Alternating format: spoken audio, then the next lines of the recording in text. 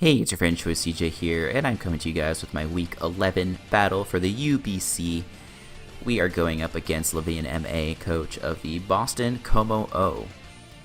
And if you guys watched my last UBC battle, you know that we are on a little bit of a losing streak. We've lost 3 in a row. We were 5-2, now we are 5-5, and pretty much out of playoff position. We have a pretty bad differential because most of our losses have been pretty big blowouts, and all of our victories have been very close, very narrow.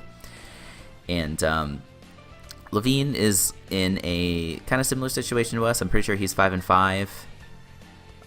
He had a forfeit in week 10, I think, which put him in this position. I think if he had played that game and he would have won, he would have been in a pretty nice spot. But unfortunately, he had some busy stuff going on in his life, and he had a forfeit. So it always sucks when that happens. But in any case, let's talk about this matchup a little bit. I didn't do Team Builder, but I will go over his team. He has Xurkitree, Azelf, Gliscor, Toxapex, Empoleon, Hawlucha, Mimikyu, Umbreon, Delphox, Torterra, and Mega Beedrill. So I wouldn't quite call this like a conventional team, but he has plenty of threats. Like Xurkitree has like a ridiculously huge special attack stat to anyone who hasn't been paying attention, so that thing's very scary.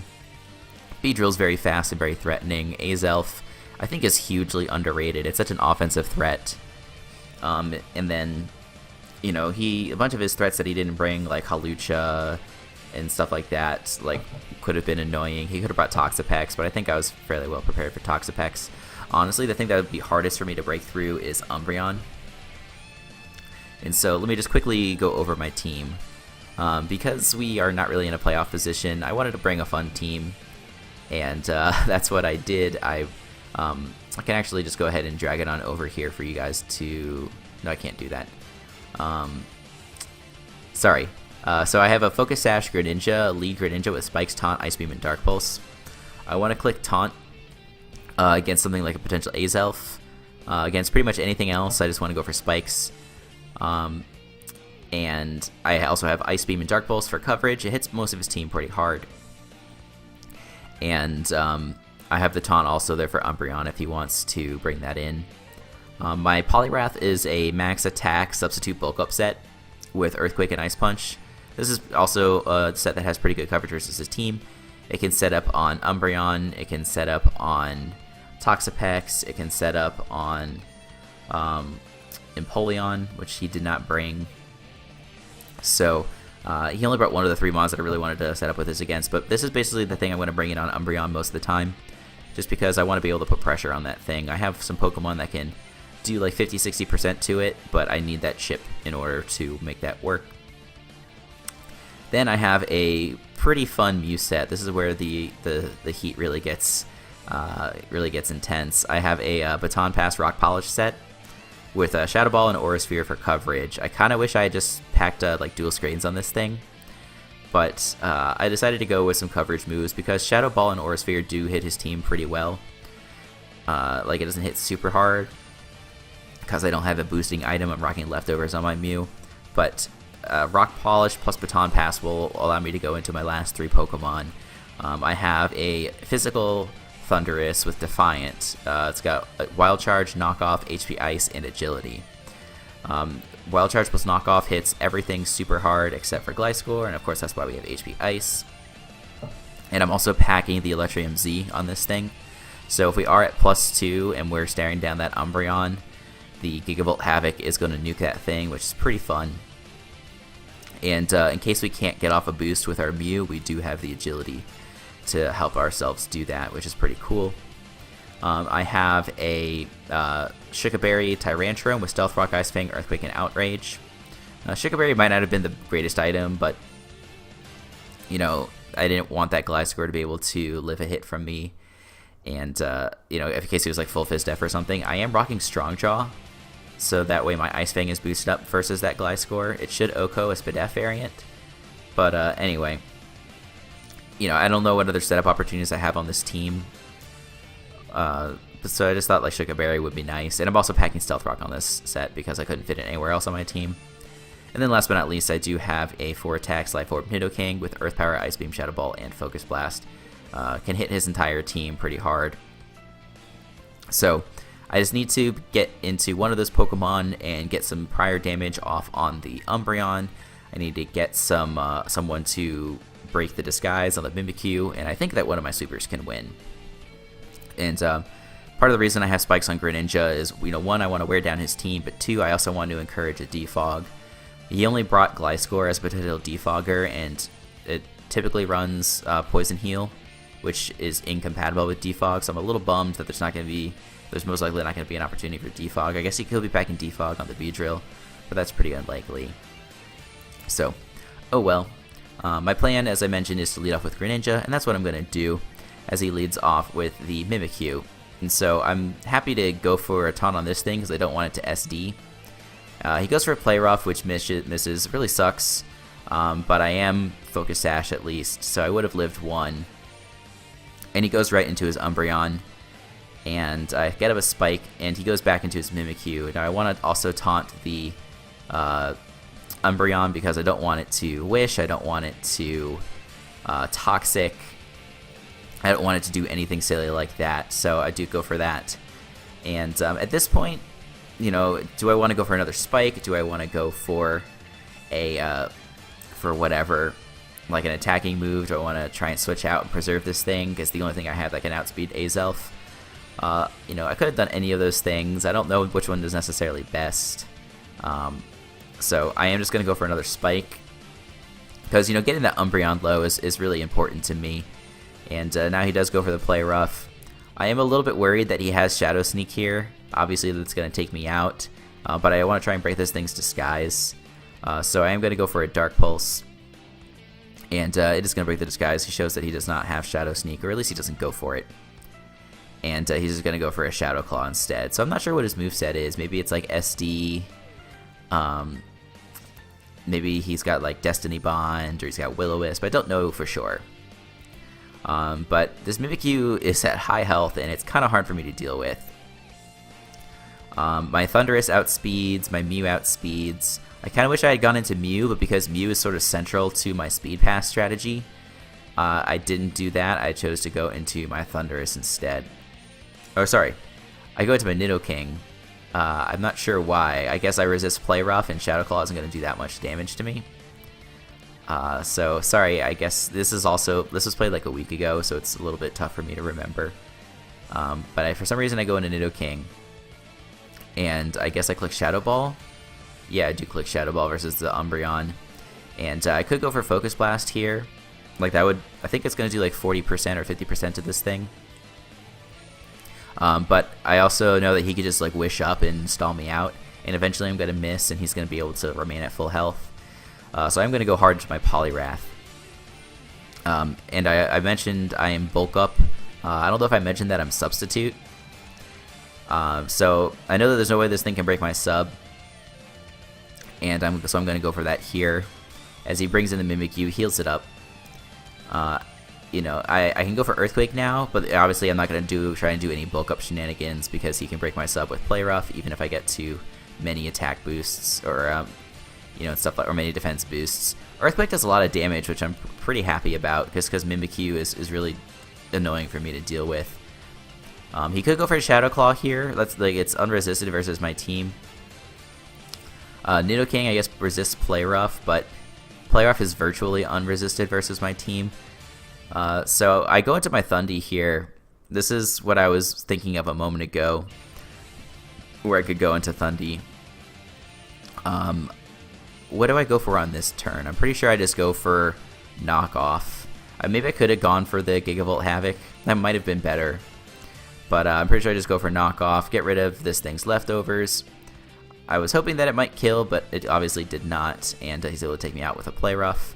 And I'm down 4-0 pretty early, or 4-6 pretty early, but at least I can revenge this Mimikyu, which is pretty nice. And now he's going to go into his Umbreon. I have another opportunity to go into my Poliwrath here, and Levine's going to make a really nice play and go for Toxic. So this really sucks because, I wanted to be able to set up with my Poliwrath all over this thing, but now I can't. And so I know that he's not going to be staying in here, but I have to ask myself, do I want to go for Sub or do I want to go for Bulk Up? I guess I could have just attacked, but attacking wouldn't have done anything if he just stayed in here, because I don't have a move to hit this thing super effective. Like, in theory, I can get to +6 on this thing, and then I can two-shot it with Earthquake. So that's why I didn't bother with fighting coverage. I just went for the moves that would hit his entire team neutrally, or super effectively. So, rather than attacking and rather than substituting, I'm just going to bulk up here, as he's going to switch out his Umbreon into the Azelf. And I suppose this was a little risky, just because I showed that I'm very offensive. And but I guess it's not, because I showed the Earthquake, and I don't know if I went for Ice Punch. But Earthquake was my strongest move to hit the Umbreon. I didn't have any reason not to click Ice Punch necessarily, unless I was really worried about him going into Gliscor.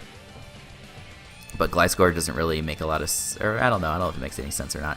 But anyway, he goes into his Azelf. I'm at +1/+1, but I'm obviously unprotected here from this Azelf.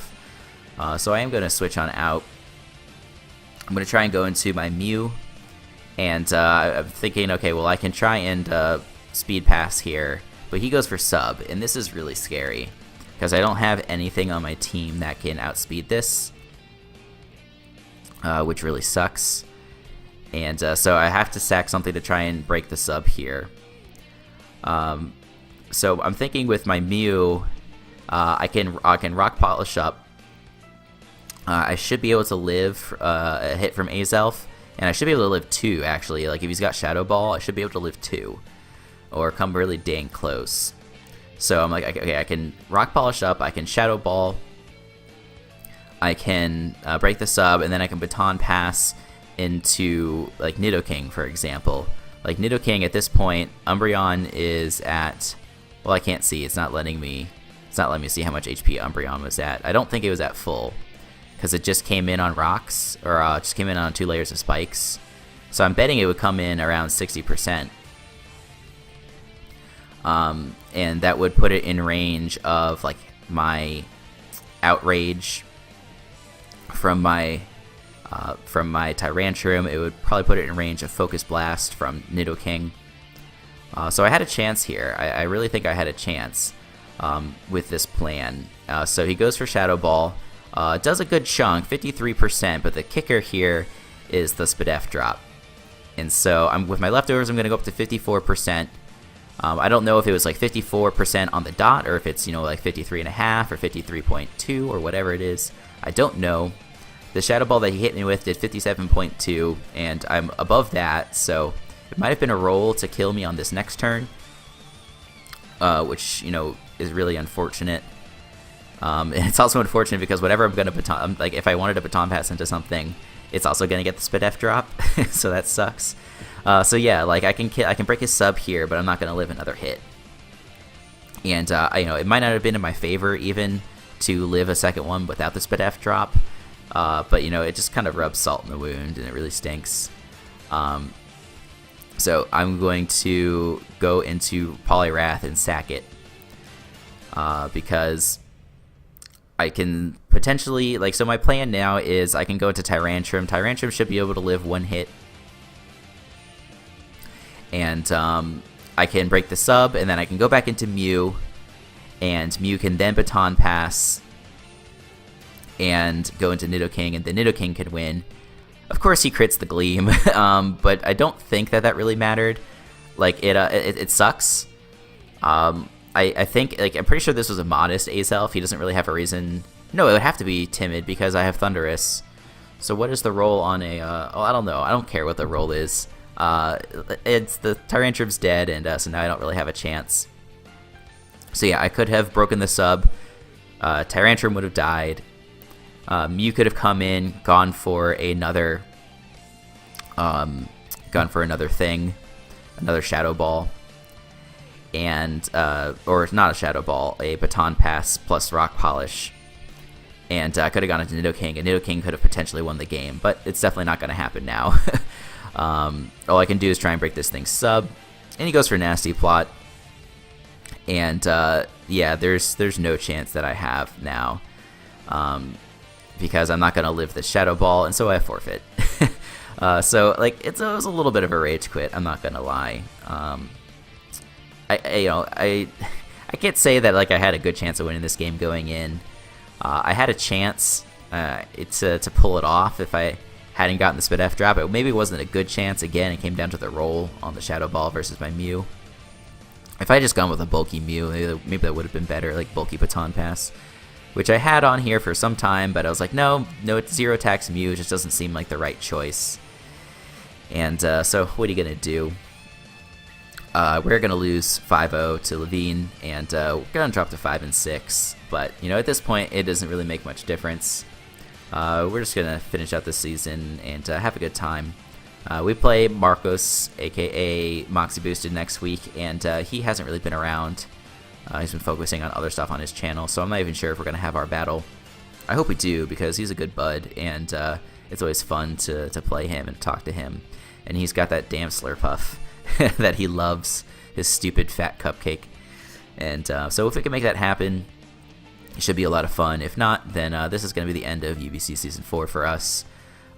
Finish with I guess a 5 and 6 record. It'll be 6 and 6 if Marcos forfeits. But I hope that doesn't happen. And yeah, whenever UBC Season 5 starts, if I'm around, hopefully we can really turn it around. I thought we had a good team, but I just didn't really play it that well. And I've got some ideas for what I want to try the next time around, so I'm looking forward to that. Hope you guys are too. Hope you enjoyed this video. Thanks for watching. Make sure you check out the channel for other gaming Pokemon content. And until the next time, I will see you guys later.